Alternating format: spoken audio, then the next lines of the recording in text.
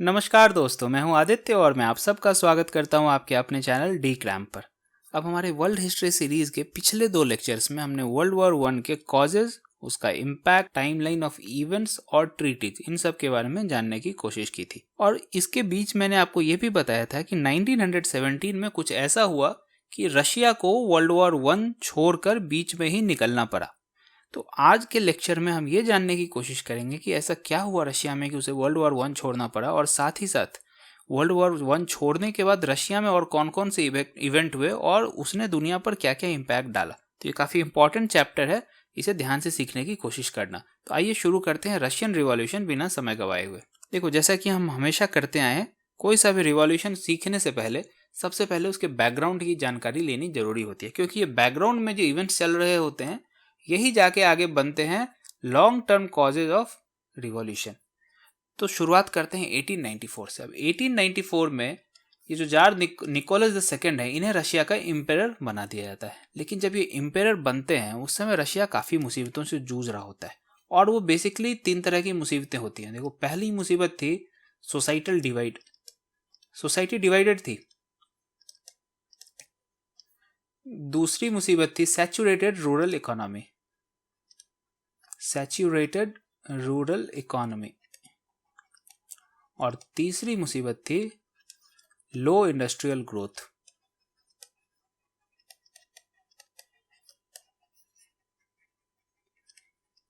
अब अगर आपको फ्रेंच रिवॉल्यूशन याद होगा तो वहां हमने सोसाइटल डिवाइड की बात की थी। वहां हमने बात की थी स्टेट सिस्टम की, फर्स्ट स्टेट, सेकंड स्टेट और थर्ड स्टेट। इसी तरह रशिया में भी सोसाइटल डिवाइड हुआ करता था। एक तरफ हुआ करते थे पीजेंट्स एंड इंडस्ट्रियल वर्कर्स, और दूसरी तरफ हुआ करती थी नोबिलिटी एरिस्टोक्रेसी। दूसरी तरफ हुआ करती थी नोबिलिटी और एरिस्टोक्रेसी। तो इन दोनों के जो लिविंग स्टैंडर्ड्स थे, इनमें काफ़ी स्टार्क डिफरेंस था रशिया में। और साथ ही साथ जो रूरल इकोनॉमी वहाँ की थी वो भी सैचुरेट हो गई थी। क्यों? क्योंकि रशिया में इंडस्ट्रियल रिवॉल्यूशन अभी तूल नहीं पकड़ पाया था। काफ़ी स्लो पेस था इंडस्ट्रियल रिवॉल्यूशन का। अगर हमारा इंडस्ट्रियल रिवॉल्यूशन का चैप्टर आपने देखा होगा तो हमने डिटेल में चर्चा की थी कि ब्रिटेन में सबसे पहले इंडस्ट्रियल रिवॉल्यूशन की शुरुआत middle of the 18th century में होती है, पर रशिया में ये आज तक उस पेस पर नहीं शुरू हो पाया था।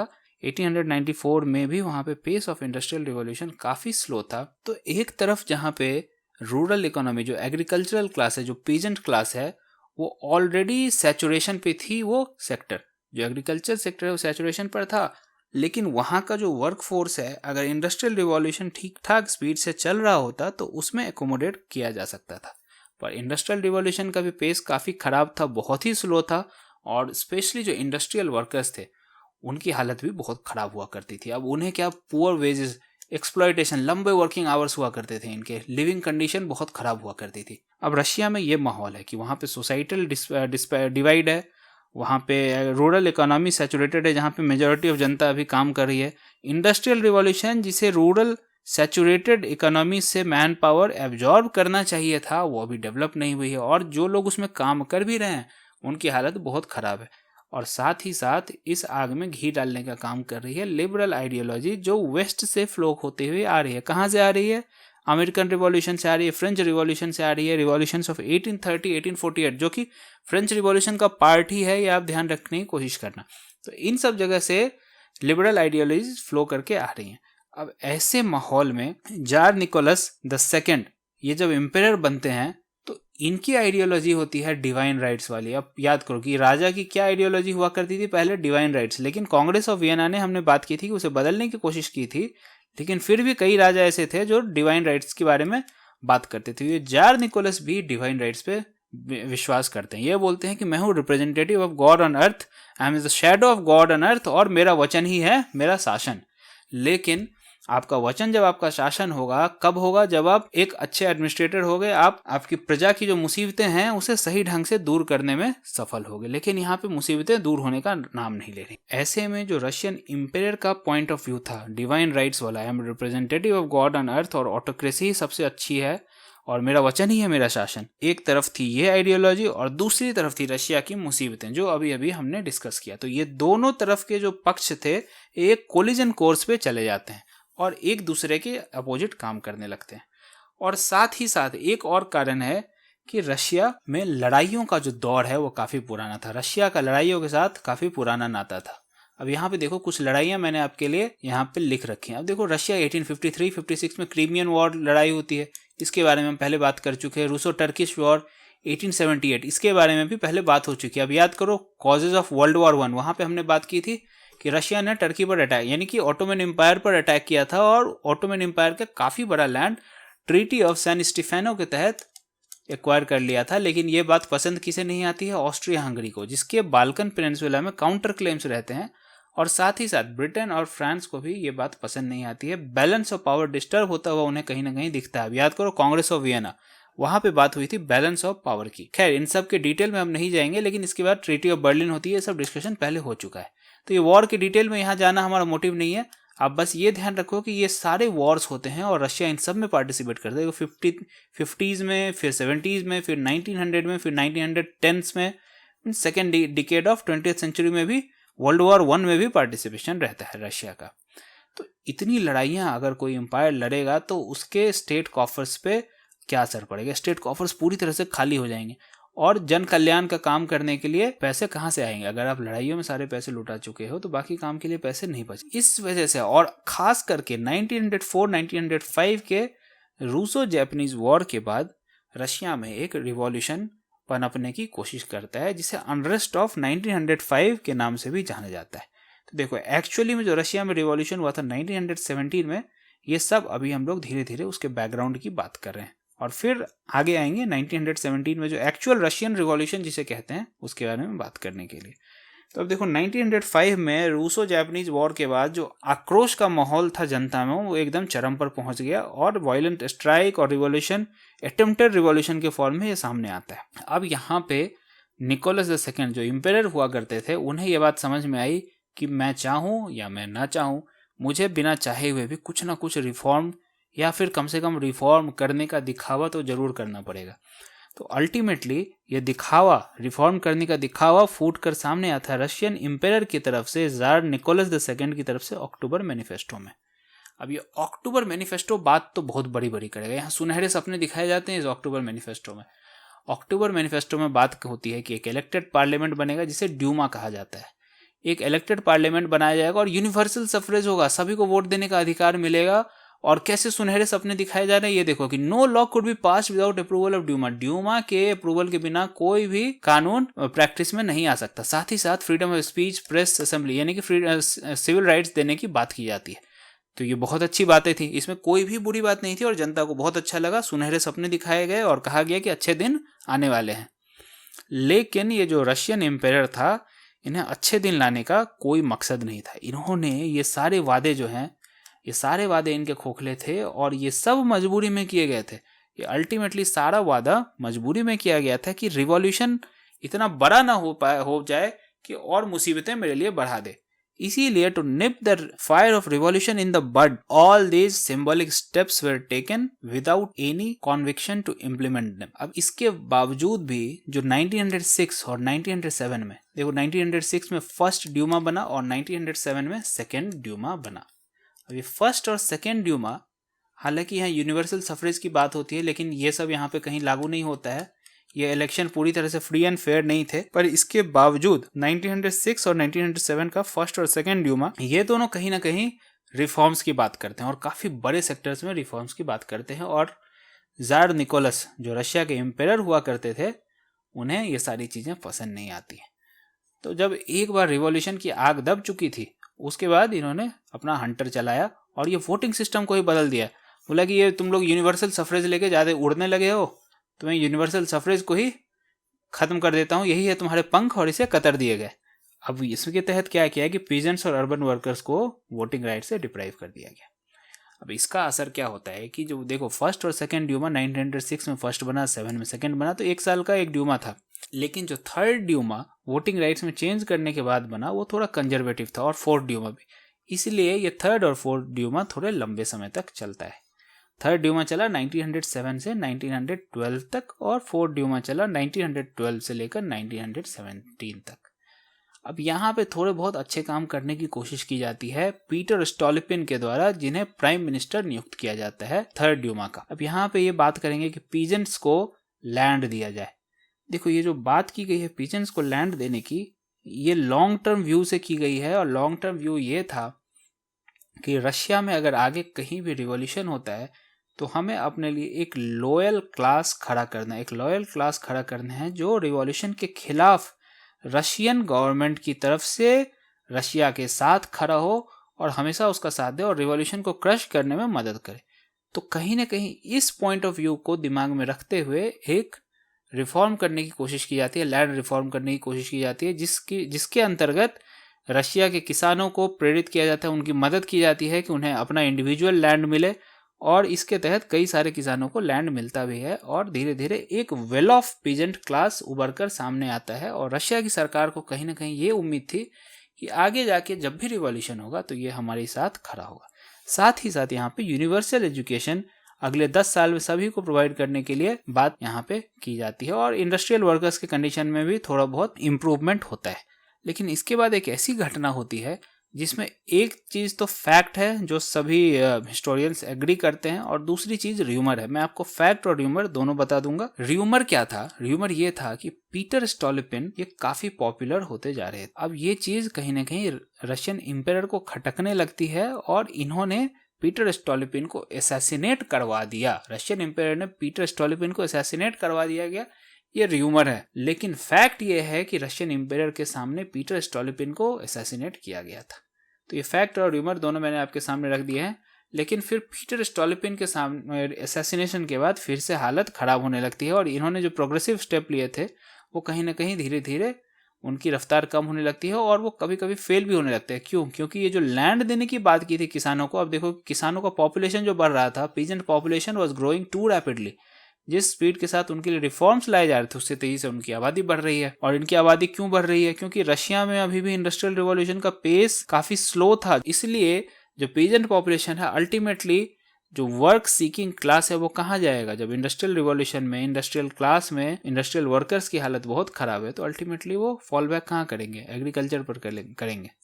तो इन सब वजह से जो रिफॉर्म्स थे वो भी धीरे धीरे बैक ट्रैक होने लगते हैं। अब इस पॉइंट पर कहानी को थोड़ा सा विराम देते हैं, यहाँ पे कहानी थोड़ी रोकते हैं और दो छोटी चीजों के बारे में बात करेंगे जो कि आगे कहानी समझने में हमें मदद करेगा। तो कहानी थोड़ी देर बाद शुरू करेंगे। दो चीजें आप ध्यान से सुन लो।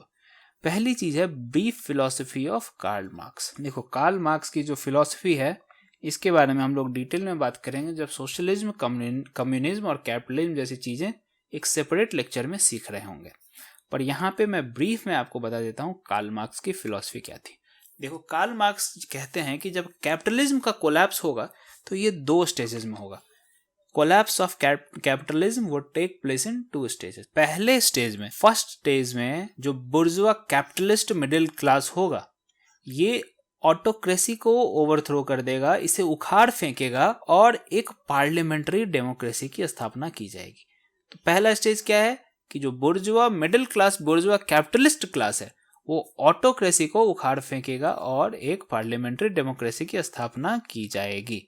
और इसके बाद इंडस्ट्रियल रिवॉल्यूशन, इंडस्ट्रियलाइजेशन का प्रोसेस तेज होगा और अल्टीमेटली जब इंडस्ट्रियलाइजेशन का प्रोसेस अपने चरम पर होगा तो उस समय इंडस्ट्रियल वर्किंग क्लास जो है वो काफ़ी मेजॉरिटी में आ जाएंगे, जिन्हें प्रोलेटेरिएट भी कहा गया है इंडस्ट्रियल वर्कर्स को।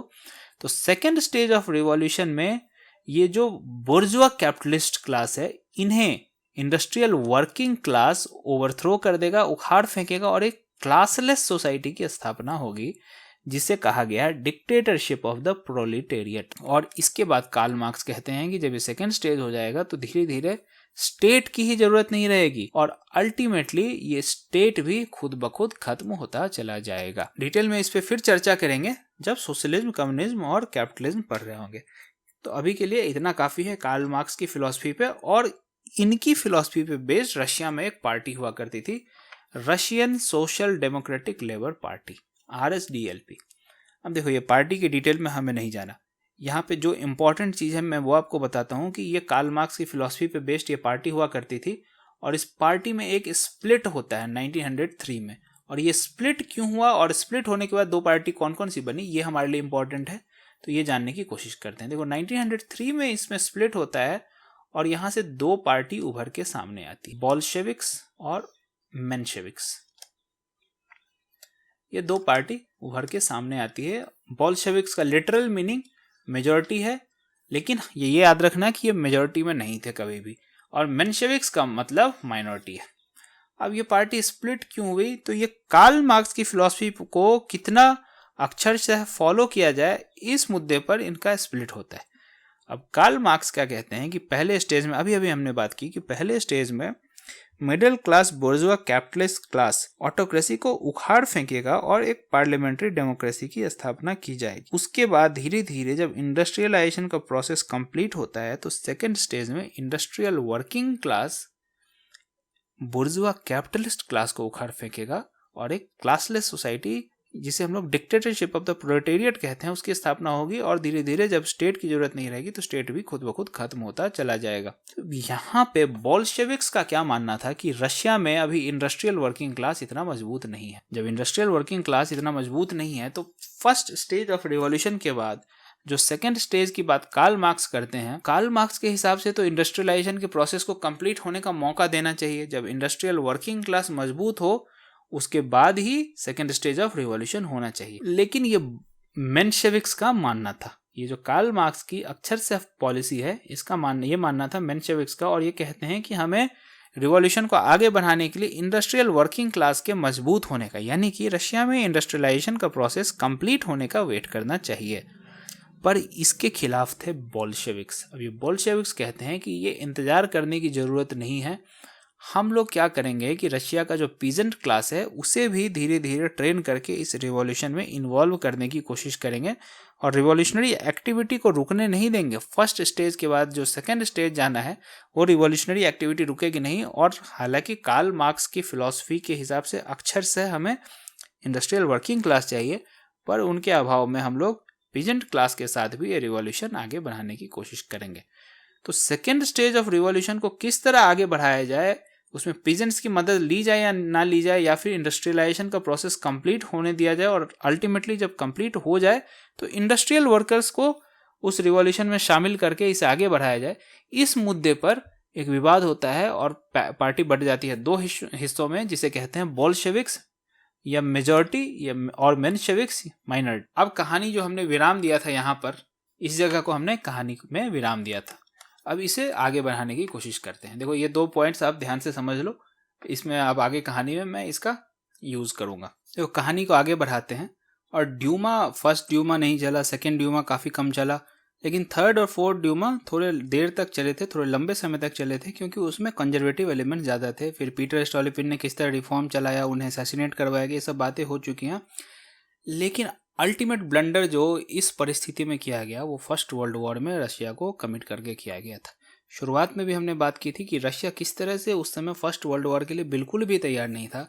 जहाँ इंडस्ट्रियलाइजेशन का पेस इतना स्लो हो, इंडस्ट्रियल क्लास नहीं हो, वहाँ आर्मी पिछड़ी हुई हो, आर्मी के पास मॉडर्न आर्म्स एंड एम्यूनिशंस नहीं है, और जो भी हैं उन्हें भी फ्रंट पर ले जाने के लिए आपके पास इंफ्रास्ट्रक्चर नहीं है, डिस्ट्रीब्यूशन नेटवर्क नहीं है, फूड सप्लाई के लिए, आर्मी की फूड सप्लाईज मेंटेन रखने के लिए, उनके आर्म्स एम्यूनिशन सप्लाई मेंटेन कर रखने के लिए आपके पास प्रॉपर डिस्ट्रीब्यूशन नेटवर्क नहीं है।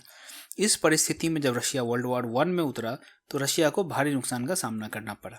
तो इसने भी कहीं ना कहीं आगे चल के रिवॉल्यूशन को शुरुआत करने में योगदान दिया। साथ ही साथ फूड शॉर्टेजेस जनरल पॉपुलेशन के लिए भी काफ़ी हद तक बढ़ गए थे।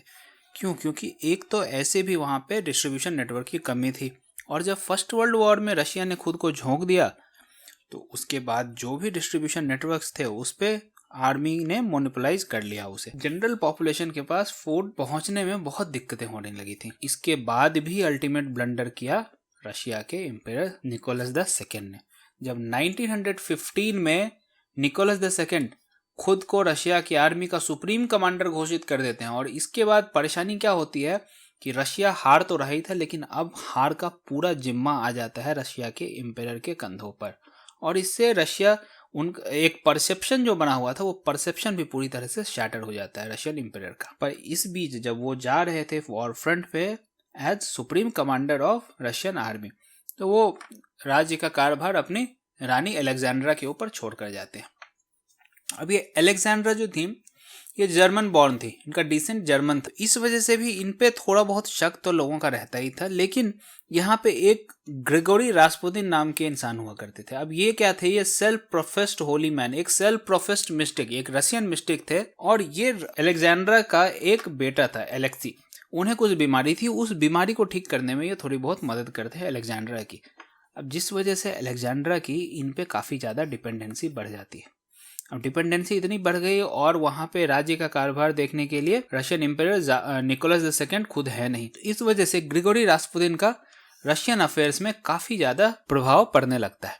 तो इससे अब वहाँ के जो रशियन कोर्ट के जो नोबल्स हुआ करते थे, एरिस्टोक्रेट्स हुआ करते थे, उन्हें काफ़ी बुरा लगा। और साथ ही साथ ये जो ग्रिगोरी रास्पुतिन है, थोड़े रंगीले किस्म के इंसान थे। इनकी जो कलरफुल हैबिट्स थी, कोर्ट लेडीज़ के साथ कई सारे अफेयर्स की बातें इनकी चलती रहती थी।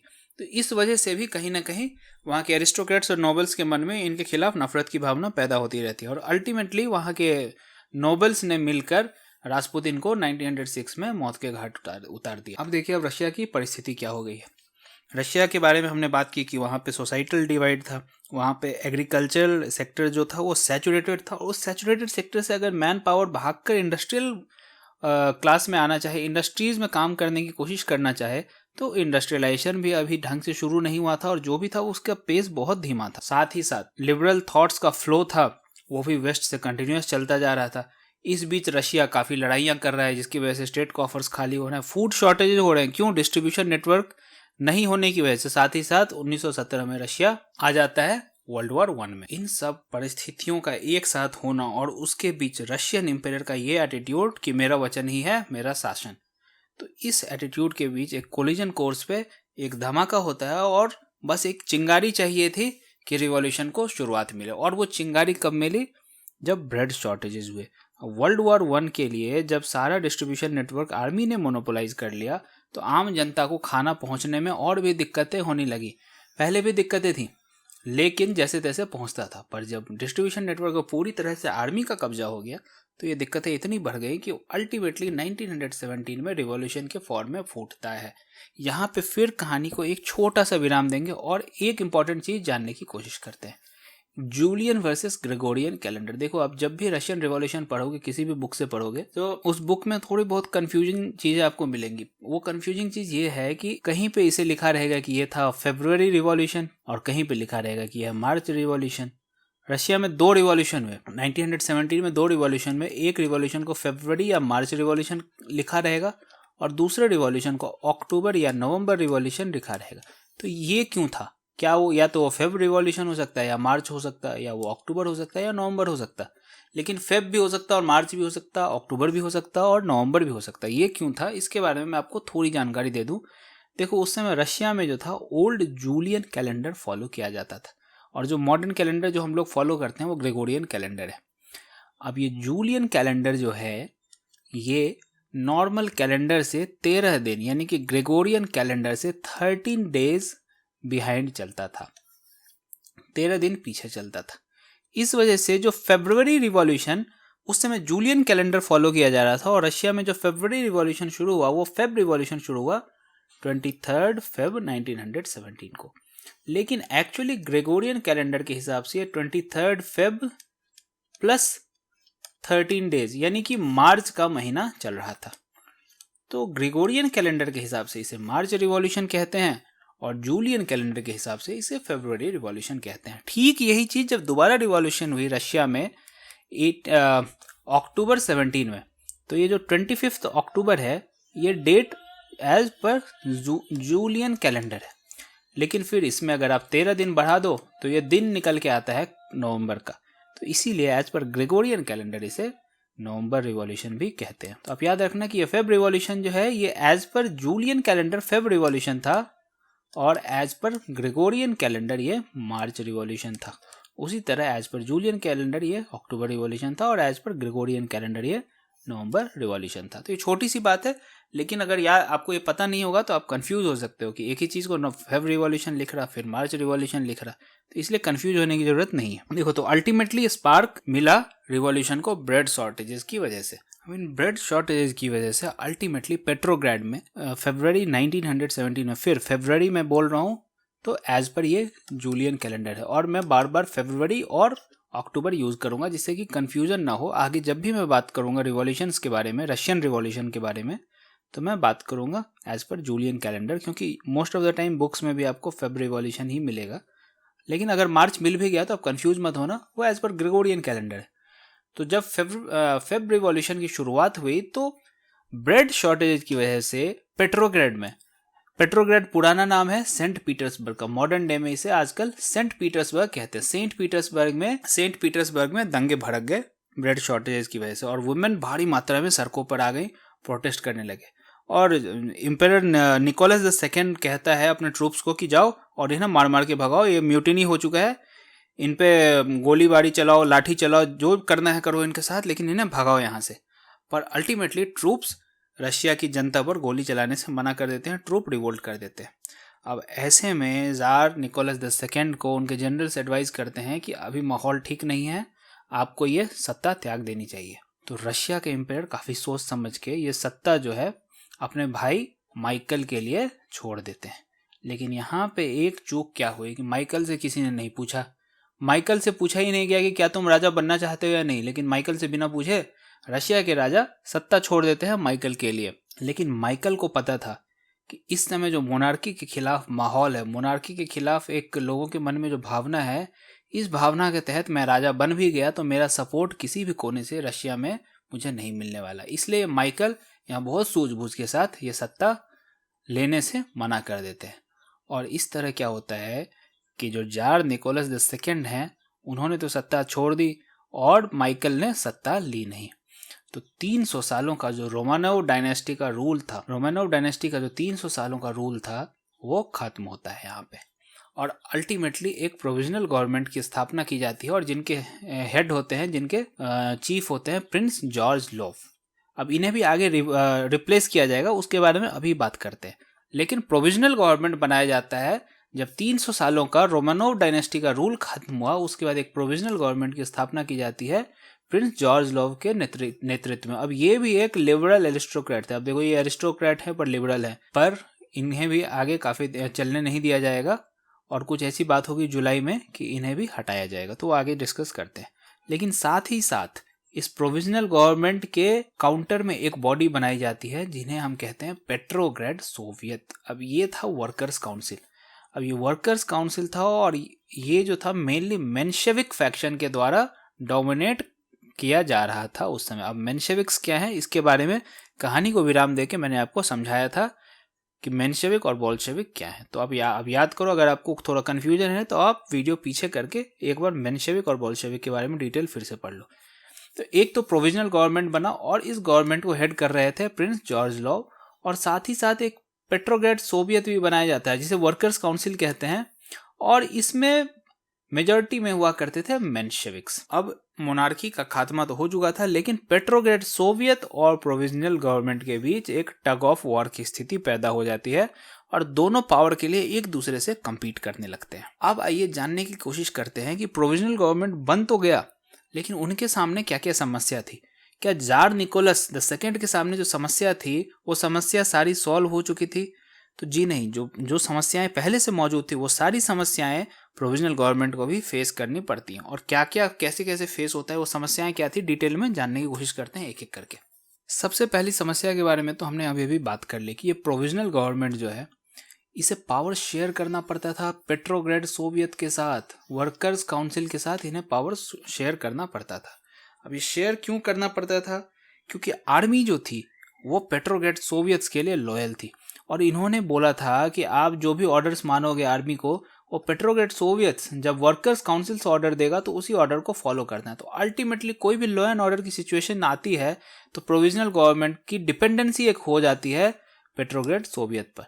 तो ये एक सबसे बड़ी मुसीबत का सामना इन्हें करना पड़ा था। साथ ही साथ जो वर्ल्ड वॉर 1 में रशिया को बुरी तरह से नुकसान हो रहा था, उसके ट्रूप्स मारे जा रहे थे और उन्हें रसद पानी और असला भी पहुंचने में काफ़ी दिक्कत हो रही थी। क्यों, इसके बारे में हमने बात कर ली। इस वर्ल्ड वॉर 1 के पार्टिसिपेशन का अंत चाहती थी रशिया की जनता और साथ ही साथ रशिया की आर्मी भी, क्योंकि उनके पास लड़ने के लिए ना आर्म्स एम्यूनिशन है, ना खाने को खाना है, ना गर्म कपड़े ढंग से दिए जा रहे हैं, क्योंकि रशिया उस समय इंडस्ट्रियलाइज नहीं हुआ था पूरी अच्छी तरह से। ऐसी परिस्थिति में provisional government world war one में पार्टिसिपेशन को कंटिन्यू रखती है और इस वजह से भी उनके खिलाफ आक्रोश की भावना धीरे धीरे बढ़ती जाती है। तो ये भी एक मुसीबत थी जो प्रोविजनल गवर्नमेंट को झेलनी पड़ी।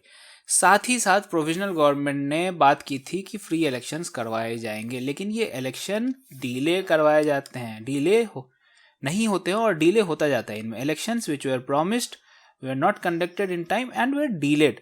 तो इस वजह से भी एक डिस्कंटेंट की भावना पैदा होती रहती है। अब साथ ही साथ लैंड रिफॉर्म्स की भी बात की जाती है। देखो, पीटर स्टोलिपिन के समय भी लैंड रिफॉर्म्स की बात थी, यहाँ फिर से लैंड रिफॉर्म्स की बात होती है कि रीडिस्ट्रीब्यूशन ऑफ लैंड होगा from large states to peasants. बड़े बड़े जमींदारों से जमीन लेके छोटे पीजेंट्स को दी जाएगी, इसे भी ऑनर नहीं किया जाता। अब देखिए मुसीबतों का दौर कितना बुरा होता जा रहा है। पहला कि आर्मी पे इनका कोई कंट्रोल नहीं है। एक तो पेट्रोग्रेड सोवियत के साथ प्रोविजनल गवर्नमेंट पावर टसल में फंसे हुए हैं और पेट्रोग्रेड सोवियत के लिए आर्मी लॉयल है। आर्मी को कह दिया इन्होंने कि जब पेट्रोग्रेड सोवियत यानी कि वर्कर्स काउंसिल बोलेगा तभी आप कोई एक्शन लेंगे। साथ ही साथ ये जो वर्ल्ड वॉर वन में पार्टिसिपेशन हो रहा है इसे भी नहीं हटाया, तो इस वजह से और इलेक्शन डिले होने की वजह से भी डिस्कंटेंट बढ़ता जा रहा था। साथ ही साथ लैंड रिफॉर्म्स नहीं करवाए गए, रीडिस्ट्रीब्यूशन ऑफ लैंड की बात की थी पर इसे भी ऑनर नहीं किया गया। अब इसके बाद एक इवेंट होता है जिसे हम जानते हैं जुलाई डेज के नाम से। अब इस जुलाई डेज में आप देखो प्रिंस जॉर्ज लॉव जो हेड कर रहे थे प्रोविजनल गवर्नमेंट को, इन जुलाई डेज की वजह से यहाँ पे एक नए लीडर आएंगे, अलेक्जेंडर केरेंस्की। जुलाई में होता क्या है कि प्रोविजनल गवर्नमेंट और पेट्रोग्रेड सोवियत्स ये दोनों मिलकर मीटिंग कर रहे थे।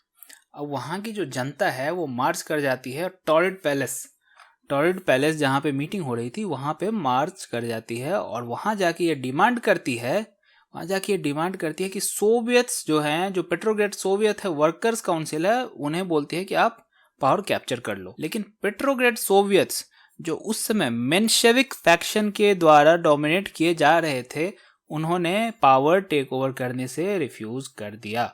पेट्रोग्रेड सोवियत ने पावर लेने से मना कर दिया और अल्टीमेटली प्रोविजनल गवर्नमेंट्स के जो कुछ लॉयल ट्रूप्स हुआ करते थे उन्हें बुला के गोलीबारी करवाई जाती है इन सारे प्रोटेस्टर्स पर और लगभग 400 लोगों की मौत हो जाती है इसमें। तो इस घटना को जुलाई डेज के नाम से जानते हैं और इसके बाद प्रोविजनल गवर्नमेंट की पॉपुलैरिटी बुरी तरह से घटती है और प्रिंस जॉर्ज लॉव को रिप्लेस करके अलेक्जेंडर केरेंस्की को प्रोविजनल गवर्नमेंट का हेड बनाया जाता है। तो शुरू में जो मैंने आपसे बात की थी कि प्रिंस जॉर्ज लॉव भी ज़्यादा दिन तक चलेंगे नहीं प्रोविजनल गवर्नमेंट में। फेब में वो आए थे सत्ता में और जुलाई में उन्हें सत्ता से हाथ धोना पड़ा। तो जुलाई में अब अलेक्जेंडर केरेंस्की बन जाते हैं प्रोविजनल गवर्नमेंट के हेड। अब ये जुलाई डेज में जो रिवोल्ट हुआ था, जो लोग टॉरेड पैलेस में मार्च कर गए थे और वहां पे पेट्रोग्रेड सोवियत्स को बोलते हैं कि आप सत्ता हथिया लो, इसका छाड़ भार कहीं ना कहीं प्रोविजनल गवर्नमेंट डालने की कोशिश करता है Bolshevik faction which was led by Lenin. इन पे डालने की कोशिश की जाती है और कहीं ना कहीं रूमर फैलाया जाता है कि लेनिन जो है ये इज अ जर्मन स्पाई। तो लेनिन को यहाँ पे जान का खतरा महसूस होता है और वो वहां पे फिनलैंड भाग जाते हैं, लेकिन लेनिन वापस आएंगे और आगे इसके बारे में हम लोग चर्चा करते हैं। तो ये भी एक मुसीबत थी जो झेलनी पड़ी in the form of July days, किसे प्रोविजनल गवर्नमेंट को झेलनी पड़ी। तो अभी हम लोग चर्चा कर रहे हैं कि प्रोविजनल गवर्नमेंट को क्या क्या मुसीबतें झेलनी पड़ी और उनका क्या क्या प्रभाव हुआ। अब एक और इवेंट हुआ, इसके बाद समय बीतता गया और एक इवेंट हुआ, इसे जानते हैं हम कॉर्निलॉव्स अफेयर के नाम से। अब रशियन आर्मी के जनरल कॉर्निलॉव हुआ करते थे, commander in chief of Russian army. अभी इन्होंने कोशिश की सत्ता पलट करने की, एक मिलिट्री कूप करने की कोशिश की जाती है, लेकिन अब इन्हें अगर सत्ता पलट से रोकना है तो उसके लिए हमें चाहिए होंगे सिपाही। अब जब सिपाही ही लॉयल नहीं रहे, वो अपने कुछ भरोसेमंद सिपाहियों को लेकर सत्ता पलट करने की कोशिश करते हैं और जो बचे हुए सिपाही हैं उन्हें पेट्रोग्रेड सोवियत ने कह रखा है कि आप सिर्फ हमारे कहने पर एक्शन लोगे। ऐसे में क्या होता है, पेट्रोग्रेड सोवियत बोल्शेविक के रेड गार्ड, बोल्शेविक जो फैक्शन है इनका एक अपनी रेड गार्ड हुआ करती थी जो आगे जाके रेड आर्मी बनेगी। जब बोल्शेविक्स पावर में आएंगे तो इन्हें हम रेड आर्मी के नाम से जानेंगे। तो ये जो रेड गार्ड्स हुआ करते थे इनसे मदद मांगती है प्रोविजनल गवर्नमेंट की, आप हमें रेड गार्ड्स प्रोवाइड करो और हमें कमांडर इन चीफ कॉर्निलॉव जो सत्ता पलट करने की कोशिश कर रहा है उसे रोकना है। तो आप सोचो कि जो रूलिंग पार्टी है, जो सरकार है, उसे एक थर्ड पार्टी से मिलिट्री हेल्प मांगनी पड़े तो कितनी शर्म की बात है। तो इसने भी वहां पे जो प्रोविजनल गवर्नमेंट की साख है उस पर एक बट्टा लगाने में बहुत बड़ा योगदान दिया था। अब धीरे धीरे इन सब के बाद वहां की पब्लिक का जो मूड है वो लड़ाई के खिलाफ होता जा रहा था, वर्ल्ड वॉर वन के खिलाफ होता जा रहा था और ये ओपनली फूट पड़ा आगे अक्टूबर रिवॉल्यूशन की फॉर्म में। वो चाह रहे थे कि वर्ल्ड वॉर 1 से विड्रॉ किया जाए, और इसके फेवर में कौन था? इसके फेवर में थे बोल्शेविक्स। अब यहाँ पे बोल्शेविक्स ने मौका देखा और अक्टूबर में, या फिर आप ग्रेगोरियन कैलेंडर के हिसाब से इसे नवंबर रिवॉल्यूशन कह लो, ग्रेगोरियन कैलेंडर के हिसाब से ये होगा नवंबर रिवॉल्यूशन, और जूलियन कैलेंडर के हिसाब से होगा ये अक्टूबर रिवॉल्यूशन। तो आप इसे अक्टूबर रिवॉल्यूशन कह लो या नवंबर रिवॉल्यूशन कह लो, तो मैं अक्टूबर रिवॉल्यूशन कह के इसे रेफर करूंगा जिससे कि कंफ्यूजन ना पैदा हो। तो अक्टूबर में ये बोल्शेविक फैक्शन जो है ये रिवोल्ट कर देता है। बोल्शेविक फैक्शन क्या कहता है कि अपने जो रेड गार्ड्स थी, इनकी पर्सनल आर्मी जो हुआ करती थी रेड गार्ड्स, उन रेड गार्ड्स को ऑर्डर देता है कि पेट्रोग्राड यानी कि मॉडर्न डे सेंट पीटर्सबर्ग में मार्च करो और सारे इंपॉर्टेंट गवर्नमेंट बिल्डिंग्स जो हैं इन पे अपना कब्जा जमा लो। सारे प्रोविजनल गवर्नमेंट के जो मिनिस्टर्स थे उन्हें अरेस्ट किया गया, और जैसे तैसे उस समय जो प्रोविजनल गवर्नमेंट को हेड कर रहे थे अलेक्जेंडर केरेंस्की, वहां से भागने में कामयाब होते हैं। अब इस समय लेनिन के बारे में हमने अभी भी जाना था कि उन्हें जर्मन स्पाई बताए होने का र्यूमर फैलाया गया था, और जिस वजह से वो अपनी जान का खतरा महसूस करते हुए फिनलैंड भाग जाते हैं। तो उनके एब्सेंस में लियोन ट्रॉट्स्की के नेतृत्व में ये अक्टूबर रिवॉल्यूशन होता है।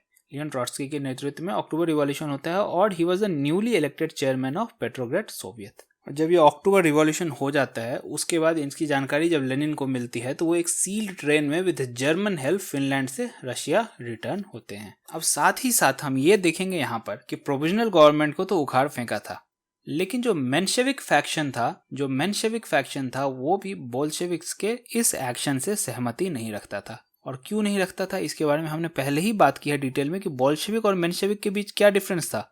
दोनों सेकेंड स्टेज में कार्ल मार्क्स की थ्योरी के सेकेंड स्टेज को किस तरह फॉलो किया जाए, इंडस्ट्रियलाइजेशन के प्रोसेस को कंप्लीट होने दिया जाए या पीजेंट्स का सहारा लिया जाए। तो इस मुद्दे पर दोनों के बीच में काफ़ी डिफरेंस था, जो हमने पहले भी चर्चा की है। और इस वजह से, इस डिफरेंस की वजह से बोल्शेविक्स के पावर लेते ही मेंशेविक्स इस प्रोविजनल गवर्नमेंट से निकल जाते हैं, और बोल्शेविक नई सरकार बनाता है with Lenin in charge of the government. अब देखिए, सबसे पहले जब प्रोविजनल गवर्नमेंट बना तो उस समय हमने बात की कि उनके सामने क्या क्या समस्याएं थी। अब जब बोल्शेविक गवर्नमेंट बन चुका, अक्टूबर रिवॉल्यूशन हो चुका, तो इनके सामने क्या क्या समस्या आई, इसके बारे में भी एक एक करके चर्चा करने की कोशिश करते हैं और देखते हैं कि ये कहाँ तक सफल हुए और रशिया का आगे क्या फ्यूचर रहा। सबसे इमिनेंट और सबसे शुरुआती समस्या इनके साथ थी पीजेंट्स का सपोर्ट जीतने की। क्यों? क्योंकि बोल्शेविक गवर्नमेंट इस मुद्दे पर ही सामने आई थी। मेंशेविक बोल्शेविक स्प्लिट क्यों हुआ था कि पीजेंट्स के सपोर्ट से सेकंड स्टेज ऑफ रिवॉल्यूशन को आगे बढ़ाया जा सकता है या नहीं। बोल्शेविक इसके लिए तैयार थे। मेंशेविक का मानना था कि इंडस्ट्रियलाइजेशन का प्रोसेस जब तक कंप्लीट नहीं होगा, सेकंड स्टेज को हम लोग आगे नहीं बढ़ाएंगे और नहीं बढ़ाना चाहिए। पर जब बोल्शेविक पावर में आ गए तो उनका सबसे पहला मुद्दा था कि पीजेंट्स का सपोर्ट लेना। इसके लिए वहाँ के जो बड़े बड़े जमींदार हैं, जो चर्च हैं, इनके लैंड्स कॉन्फिस्केट किए जाते हैं और ये रीडिस्ट्रीब्यूट किया जाता है पीजेंट्स में, जिससे कि पीजेंट्स की सपोर्ट जीती जाए। दूसरा मुद्दा था इशू ऑफ मेजॉरिटी सपोर्ट। अब देखो, जब प्रोविजनल गवर्नमेंट रूल कर रही थी और उन्होंने वादा किया था कि elections, free and fair elections समय पर करवाए जाएंगे, लेकिन वो इलेक्शंस करवाए नहीं जाते हैं और उसमें बोल्शेविक फैक्शन जो है बार बार इलेक्शन की डिमांड करता रहता है। लेकिन अब दुविधा ये थी इनकी कि यहाँ इन्होंने खुद ही सत्ता पे कब्जा कर लिया था अक्टूबर रिवॉल्यूशन के थ्रू, और अब इन्हें भी बात कही जा रही थी कि आप फ्री एंड फेयर इलेक्शन कब करवाओगे। मैंने आपको कई बार पहले भी बताया है कि बोल्शेविक फैक्शन जो था ये मेजॉरिटी में नहीं था। हालांकि बोल्शेविक का मतलब मेजॉरिटी है, लेकिन ये बोल्शेविक फैक्शन हुआ करता था माइनॉरिटी में, और इन्हें साफ साफ पता था कि फ्री इलेक्शन होंगे तो हम हार जाएंगे।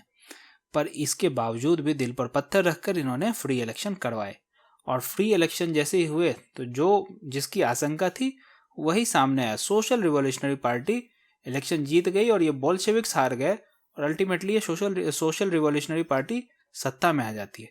लेकिन बोल्शेविक्स का बिल्कुल भी मन नहीं था इन्हें सत्ता में रहने देने का, और एक दो बार जब इन्होंने सत्ता में आने के बाद एंटी बोल्शेविक स्पीचेस वगैरह दिए तो इन्हें रेड गार्ड्स बुला के खूब पीटा गया, दौड़ा दौड़ा के पीटा गया और इन्हें सत्ता से भगा दिया जाता है। इस तरह से फ्री इलेक्शंस तो हुए, लेकिन उसका जो नतीजा आया जनता का, उसे ऑनर नहीं किया था बोल्शेविक्स ने यहाँ पे। साथ ही साथ जब प्रोविजनल गवर्नमेंट पावर में थी तो उस समय बोल्शेविक काफी वोकल हुआ करते थे, और शायद सिर्फ एकमात्र ऐसे ग्रुप था जो वर्ल्ड वॉर 1 से रशिया के विड्रॉल की मांग कर रहा था। तो अब जब ये खुद सत्ता में आता है तो इसने रशिया को वर्ल्ड वॉर 1 से विड्रॉ करने के लिए जर्मनी के साथ एक सेपरेट ट्रीटी साइन की, ट्रीटी ऑफ ब्रेस्ट लिटवास्क। इस ट्रीटी के थ्रू रशिया वर्ल्ड वॉर 1 से विड्रॉ कर लेता है, लेकिन इसका उसे काफ़ी भारी खामियाजा चुकाना पड़ा। उसके क्या क्या लैंड गए अब ये देखो, Poland, Estonia, Latvia, Lithuania, Ukraine, Georgia और फिनलैंड, ये सभी इसे गंवाना पड़ा था थ्रू ट्रीटी ऑफ ब्रेस्ट लिटवास्क के थ्रू, जिसके थ्रू रशिया ने वर्ल्ड वॉर 1 से विड्रॉ किया था। अब ये इंक्लूड करा था 1/3 of Russian population, 2/3 of coal mines and half of heavy industries. तो काफ़ी भारी नुकसान उठाना पड़ रहा था। लेकिन यहाँ पे लेनिन जो बोल्शेविक गवर्नमेंट को हेड कर रहे थे, उनका मानना था एक तो रशिया में अभी इंडस्ट्रियलाइजेशन का प्रोसेस कंप्लीट नहीं हुआ है, और रशिया को जो अभी आर्थिक क्षति पहुंची है, इससे उबरने के लिए उसे समय चाहिए। ये रशिया के लिए समय नहीं है कि वो वर्ल्ड वॉर में पार्टिसिपेट करे। और साथ ही साथ लेनिन का ये भी मानना था कि जो रिवॉल्यूशन आज रशिया में हो रहा है, अल्टीमेटली वो रिवॉल्यूशन वर्ल्ड के बाकी हिस्सों में भी होगा, और फिर जो टेरिटरी रशिया ने लूज की है, तो एनीवे वो टेरिटरी रशिया वापस कब्जा करने में सफल होगा। इस माइंडसेट के साथ ये सारी टेरिटरी गवा दी जाती है रशिया के द्वारा थ्रू ट्रीटी ऑफ ब्रेस्ट लिटवास्क, और रशिया वर्ल्ड वॉर 1 से विड्रॉ कर लेता है। तो एक एक करके आप देखो किस तरह सामना कर रहा है बोल्शेविक गवर्नमेंट अपने मुसीबतों का। सबसे पहले देखा पीजेंट्स, जिनका सपोर्ट चाहिए था उन्हें सेकेंड स्टेज ऑफ रिवॉल्यूशन के लिए, वो कैसे लिया, जमींदारों और चर्च की जमीन कब्जा कर ली और उन्हें रिडिस्ट्रीब्यूट करवाया गया किसानों में। फिर मेजोरिटी सपोर्ट, इलेक्शन की बात होती है, इलेक्शन हालांकि करवाए जाते हैं और बोल्शेविक हार जाता है, फिर भी बाद में थ्रू फोर्स जो जीती हुई पार्टी है सोशल रिवोल्यूशनरी पार्टी, उसे भगा दिया जाता है सत्ता से और वापस सत्ता पर कब्जा किया जाता है। वर्ल्ड वॉर 1 के बारे में भी हमने देखा कि through treaty of Brest Litovsk world war 1 से बोल्शेविक रशिया को वापस खींच लेते हैं। अब इसके बाद एक सबसे बड़ा और भयंकर मुद्दा था इश्यू ऑफ सिविल वॉर। अब देखिए, जब बोल्शेविक या पेट्रोग्रेड सोवियत जब पावर में नहीं थे और ये जब पावर कैप्चर करने की बात करते थे, उस समय ये बात करते थे कि अगर हम पावर में आएंगे तो सोवियत्स का रूल रहेगा, पीपल का रूल रहेगा, और लोगों को सुनहरे सपने दिखाए जाते हैं कि अच्छे दिन आएंगे। और वहां पे ये बात करते हैं कि जब हमारी सरकार होगी तो हर एक टाउन को, छोटे से छोटे एडमिनिस्ट्रेटिव लेवल पे उनका अपना सोवियत होगा। लेकिन अल्टीमेटली ये लोग क्या करते हैं कि ये the rule of Soviet at smallest possible administrative level ना होकर ये डिक्टेटरशिप फ्रॉम द सेंटर बन जाता है। अब छोटे छोटे टाउन्स, छोटे छोटे एडमिनिस्ट्रेटिव यूनिट में भी सेंटर के द्वारा ये कॉमिसर्स नियुक्त किए जाते हैं, और ये कॉमिसर्स कहाँ से आते हैं, सेंटर के द्वारा। तो ये क्या बन जाता है, डिक्टेटरशिप फ्रॉम द सेंटर। लेकिन सपने किस चीज के दिखाए गए थे, अच्छे दिन के, कि आप सभी छोटे छोटे एडमिनिस्ट्रेटिव यूनिट्स पे, टाउन्स पे अपना रूल होगा, रूल ऑफ सोवियत। इसलिए लोगों का नारा बन गया long live the Soviet and down with the commissar. Soviet का रूल तो ठीक है, लेकिन ये जो कॉमिसर्स हैं, ये डिक्टेटरशिप फ्रॉम द सेंटर नहीं चलेगा। तो ये आक्रोश की भावना जनता में कहीं ना कहीं पैदा होती है। साथ ही साथ जो पहले के जारिस्ट ऑफिसर थे, जो इंपेरर के लॉयल अधिकारी हुआ करते थे, और सोशल रिवॉल्यूशनरी पार्टी, जिन्हें भगा दिया गया था कहाँ से, जिन्होंने फ्री इलेक्शन जीता था, अभी अभी हमने चर्चा की थी, और उन्हें उसके बावजूद फिर भी बोल्शेविक्स ने पीट के भगा दिया था, और साथ ही साथ मेंशेविक्स। तो इन सब के मन में तो पहले ही से आक्रोश का एक कारण था, और जनता के मन में भी आक्रोश पैदा हो गया। क्यों, ये कॉमिसर्स, जिन्हें वो बोलते थे डिक्टेटरशिप ऑफ द सेंटर है, हमें कहा गया कि सोवियत का रूल होगा और आपने हमें क्या दिया, डिक्टेटरशिप फ्रॉम द सेंटर।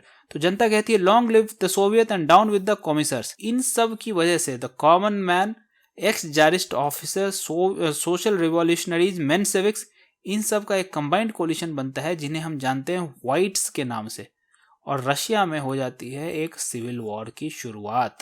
ये सब रिवोल्ट कर देते हैं बोल्शेविक्स को सत्ता से हटाने के लिए, और बोल्शेविक्स वर्सेस व्हाइट्स, ये व्हाइट्स जो है ये कंबाइंड फॉर्म में जितने भी अपोजिशन थे बोल्शेविक्स के खिलाफ, उन सभी को कहते हैं। इसमें थे सोशल रिवॉल्यूशनरीज पार्टी के लोग, मेंशेविक्स के लोग, x Tsarist officer, common man, साथ ही साथ रशिया के जो वॉर एलाइज थे, ब्रिटेन और फ्रांस, इन्होंने भी व्हाइट्स की मदद की थी सिविल वॉर में।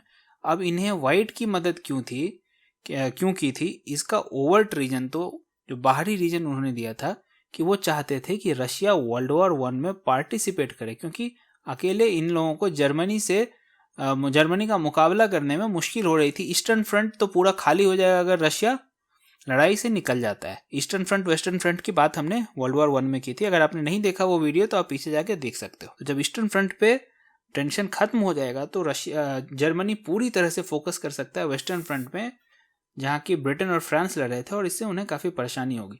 तो इस वजह से वो चाहते थे कि वर्ल्ड वॉर 1 में रशिया पार्टिसिपेट करे। लेकिन ये व्यू निगेट तब होता है जब वर्ल्ड वॉर 1 खत्म होने के बाद भी रशिया के वॉर एलाइज वहां पे बोल्शेविक्स को डिस्ट्रॉय करने की कोशिश करते रहते हैं।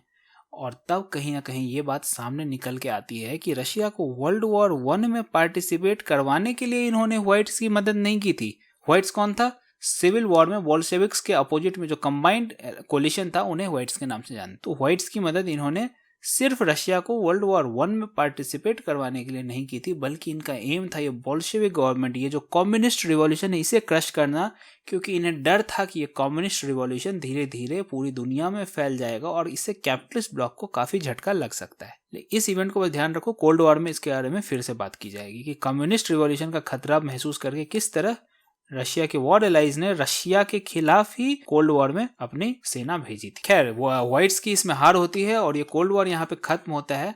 अब ये हार का ये कारण था कि ये जो व्हाइट्स थे ये सेंट्रली ऑर्गेनाइज नहीं था, अनलाइक द रेड आर्मी। जो बोल्शेविक्स की आर्मी थी वो सेंट्रली ऑर्गेनाइज थी, लेकिन ये व्हाइट्स की जो आर्मी थी ये सेंट्रली ऑर्गेनाइज नहीं थी। और इसमें भी कई फैक्शंस थे, मेंशेविक्स हैं, सोशल रिवॉल्यूशनरीज हैं, आम जनता है, ब्रिटेन और रशिया के अलग फोर्सेज हैं, एक्स जारिस्ट ऑफिसर्स हैं। तो इनके बीच में भी कहीं ना कहीं टसल और कोऑर्डिनेशन की कमी रहती है। और साथ ही साथ रेड आर्मी को न्यूमेरिकल सुपीरियरिटी भी थी, उनके पास जो ट्रूप्स का नंबर था वो ज़्यादा था। तो अभी तक मैंने आपको जो भी बोला है वो सब इस स्लाइड में कहीं ना कहीं नोट्स में लिखा है, आपको घबराने की जरूरत नहीं है। अगर आप अभी कहानी सुन रहे हो, कहानी खत्म होने के बाद आप वीडियो रिवाइंड करके नोट्स भी ले सकते हो। बोल्शेविक गवर्नमेंट को क्या क्या समस्याएं झेलनी पड़ी और उन्होंने कैसे हैंडल किया, इसके बारे में हम लोग चर्चा कर रहे हैं। अब आगे बढ़ते हैं। और एक घटना हुई कि रशिया के जो एक्स इम्पेरर हुआ करते थे निकोलस II, इन्हें बंदी बनाया गया था, यूरल माउंटेन्स में कहीं रखा गया। तो जब बोल्शेविक फैक्शन को लगा कि कहीं अगर इन जार को पकड़ लिया गया व्हाइट फोर्सेस के द्वारा, तो इनके पीछे रैली करते हुए वापस से रशिया में मोनार्की स्टैब्लिश करने की कोशिश की जा सकती है और जार एक सेंटर पॉइंट ऑफ रिवोल्ट बन सकते हैं। क्यों? हमने 1857 में जब इंडिया में रिवोल्ट हुआ तो उस समय भी यही चीज देखी थी ना, जो मुगल एम्पायर थे उन्हें जबरदस्ती सेंटर ऑफ रिवोल्ट बनाया गया। वो विलिंग भी नहीं थे, फिर भी उन्हें सेंटर ऑफ रिवोल्ट बनाने की कोशिश की जाती है इंडिया में 1857 के रिवोल्ट में। अब याद को इसके बारे में हम लोग जब मॉडर्न इंडियन हिस्ट्री पढ़ेंगे तब चर्चा करेंगे, पर यहाँ भी वही काम करने की कोशिश की जाती है। तो इसका उपाय निकाला बोल्शेविक्स ने कि इनकी पूरी फैमिली को मर्डर कर दिया जाता है। ये Russian empire, ex empire tsar, उनकी वाइफ अलेक्जेंड्रा, उनकी 5 बच्चे ओल्गा, टैटियाना, मारिया, एनास्टेसिया और एलेक्सी, इन सभी को मार दिया जाता है। अब सिविल वॉर में बोल्शेविक्स की तो जीत होती है, लेकिन रशियन इकोनॉमी जो है उससे पहले चल रहे वर्ल्ड वॉर से और वर्ल्ड वॉर से निकलने के बाद जो सिविल वॉर हुआ उसे बहुत बुरी तरह से चरमरा जाती है। इससे झेलने के लिए, इससे रशिया को निकालने के लिए लेनिन एक न्यू इकोनॉमिक पॉलिसी लेकर सामने आते हैं और यहाँ पे थोड़ी बहुत बदलाव किए जाते हैं रशिया के इकोनॉमिक सिस्टम में। अब देखो, एक इस बदलाव से पहले पीजेंट्स क्या करते थे, जितना अपना चाहिए सब्सिस्टेंस के लिए सिर्फ उतनी फसल उगाते थे, क्योंकि अगर उससे ज़्यादा उगाएंगे तो सरकार उनसे वो फसल छीन ले जाती थी। तो इस वजह से धीरे धीरे पैदावार भी कम हो रही थी। तो इस समस्या से निपटने के लिए लेनिन ने न्यू इकोनॉमिक पॉलिसी के तहत ये पॉलिसी अपनाई कि peasants were allowed to keep their surplus produce after payment of tax. अब पीजेंट्स से सारे सरप्लस प्रोड्यूस नहीं छीने जाएंगे, उनका एक पोर्शन एज अ टैक्स लेके बाकी उन्हें रखने दिया जाएगा। तो इस वजह से जो सरप्लस प्रोड्यूस का प्रोडक्शन बंद था वो धीरे धीरे न्यू इकोनॉमिक पॉलिसी की वजह से शुरू हो जाता है। साथ ही साथ प्राइवेट ट्रेड कहीं ना कहीं रीइंट्रोड्यूस करने की कोशिश की जाती है और small industry and trade in their product, छोटे छोटे जो कारखाने थे और उनके प्रोडक्ट्स में जो व्यापार होता था वहाँ प्राइवेट ओनरशिप को वापस से रिस्टोर कर दिया जाता है और फॉरेन इन्वेस्टमेंट्स को भी इनकरेज किया जाता है। तो ये सारा कुछ न्यू इकोनॉमिक पॉलिसी के तहत होता है और ये पॉइंट्स आप कहीं ना कहीं ध्यान में रखना। कभी अगर न्यू इकोनॉमिक पॉलिसी पे सवाल आता है तो ये पॉइंट्स आपको मेंशन करने पड़ सकते हैं। जब अब वो सिविल वॉर खत्म होने के बाद जब परिस्थितियां धीरे धीरे सामान्य होने लगी थी, न्यू इकोनॉमिक पॉलिसी लाई गई थी, तो रशिया जो है वो वर्ल्ड का फर्स्ट कम्युनिस्ट स्टेट बना और यहाँ पे कम्युनिस्ट पार्टी के अलावा कोई भी पार्टी रशिया में अलाउड नहीं थी। लेकिन जो कार्ल मार्क्स की थ्योरी में आपको बताई थी मैंने ब्रीफ में, उसमें डिक्टेटरशिप ऑफ द प्रोलेटेरिएट था सेकेंड स्टेज। लेकिन यहाँ पे ये सेकेंड स्टेज कहीं भी नहीं दिख रहा था, कहीं भी the second stage of the revolution, that is dictatorship of the proletariat was nowhere to be seen, not was the state withering away. State भी नहीं जा रहा था, बल्कि एक सेंट्रलाइज स्टेट की रचना की जाती है। अब इसका डिफेंस लेनिन ये कह के करते हैं कि वर्किंग क्लास जो है वो अभी काफ़ी वीक है और कम्युनिस्ट पार्टी उस वर्किंग क्लास के बिहाफ में रशिया पर रूल कर रही है, ये झांसा दिया जाता है रशिया के लोगों को। और अल्टीमेटली 1924 में लेनिन की मौत हो जाती है ड्यू टू तो रशियन रिवॉल्यूशन चैप्टर को यहीं पे रोकते हैं। इस चैप्टर में हमने क्या सीखा कि वर्ल्ड वॉर 1 से रशिया क्यों विड्रॉ करता है, कब विड्रॉ करता है, और रिवॉल्यूशन क्या हुआ। 2 रिवॉल्यूशन हुए थे, फेब रिवॉल्यूशन और October revolution as per Julian calendar. Feb revolution से पहले 1905 में भी एक अटेम्प्टेड रिवॉल्यूशन हुआ था, जब ड्यूमा वगैरह की बात हमने की थी, और ड्यूमा में फिर पीटर स्टोलिपिन की बात की थी, उन्हें असैसिनेट करवा दिया जाता है। फिर रशिया वर्ल्ड वॉर 1 में कूद जाता है। फिर फेब रिवॉल्यूशन होता है जहां प्रोविजनल गवर्नमेंट की रचना होती है। फिर बाद में इस प्रोविजनल गवर्नमेंट को उखाड़ कौन फेंकता है, बोल्शेविक पार्टी। बोल्शेविक पार्टी इन्हें उखाड़ फेंकता है और इसमें काफ़ी सारे इवेंट्स जो थे, जुलाई डेज, कॉर्निलॉव अफेयर, इन सब की हम बात करते हैं।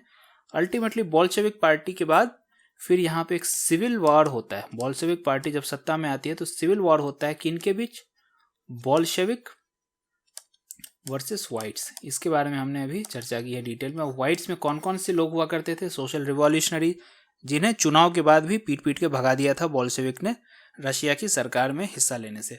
उसके बाद एक्स जारिस्ट ऑफिसर हुआ करते थे, कॉमन मैन हुआ करता था, और रशिया के वॉर एलाइज भी हुआ करते थे, जो कि कहते थे कि रशिया को लड़ाई में वापस शामिल करवाने के लिए उसके खिलाफ सिविल वॉर में साथ दे रहे हैं। लेकिन उनका एक्चुअल मोटिव तब सामने आया जब लड़ाई खत्म होने के बाद भी वो रशिया के खिलाफ वहाँ पे एक्टिविटीज़ में, गतिविधियों में संलिप्त थे। उनका मानना था कि ये कम्युनिस्ट रिवॉल्यूशन पूरी दुनिया में फैल जाएगा और इसे रोकने के लिए रशियन गवर्नमेंट को गिराना, बोल्शेविक पार्टी को गिराना बहुत ज़रूरी है। लेकिन इससे निपटने के बाद फिर लेनिन किस तरह न्यू इकोनॉमिक पॉलिसी लेके आते हैं और उसके तहत क्या क्या स्टेप्स लिए गए, इन सब के बारे में हमने चर्चा की है। और रशिया किस तरह वर्ल्ड का पहला कम्युनिस्ट स्टेट बनता है। लेकिन फिर भी यहाँ डिक्टेटरशिप ऑफ द प्रोलेटेरिएट की स्थापना नहीं होती है, जो कि थियोरेटिकली सेकंड स्टेज था कार्ल मार्क्स का, और इसे लेनिन डिफेंड करते हैं कि वर्किंग क्लास अभी स्ट्रांग नहीं है और उनके बिहाफ में बोल्शेविक पार्टी रशिया को रूल कर रही है। अब रशियन रिवॉल्यूशन चैप्टर को यहीं पर रोकते हैं और आने वाले चैप्टर में बात करेंगे राइज ऑफ फासिज्म और राइज ऑफ नाजिज्म की। इन दोनों टॉपिक्स पे बात करके फिर आगे चलेंगे वर्ल्ड वॉर 2 में। तो अभी तक जो भी हमने बात की है उसे आप रिवाइज करो, और उम्मीद करता हूँ कि आपको ये लेक्चर काफ़ी फ़ायदा पहुँचा रहा होगा। अगर आप चैनल पे नए हो तो आप प्लीज़ हमारे चैनल को सब्सक्राइब कीजिए। अभी आगे फ्यूचर में हम इमीडिएटली ज्योग्राफी का भी सीरीज़ लाने वाले हैं। तो ज्योग्राफी जो एक काफ़ी जटिल टॉपिक है, लोगों को मुश्किल महसूस होता है, जो ज्योग्राफी, खास करके उन्हें जो ज्योग्राफी ऑप्शनल नहीं लेके पढ़ रहे हैं उन्हें थोड़ा मुश्किल लगता है, तो उसे आसान तरीके से ज्योग्राफी किस तरह पढ़ी जाए, कॉन्सेप्चुअली किस तरह सीखा जाए, सिर्फ मगअप नहीं करवाना है, तो वो सारा कोर्स भी हमारा आने वाला है। आप प्लीज़ चैनल को सब्सक्राइब करो, उम्मीद करता हूँ आपको काफ़ी फ़ायदा होगा इससे। तो मिलते हैं अगले लेक्चर में, तब तक के लिए इसे रिवाइज करो और थैंक यू।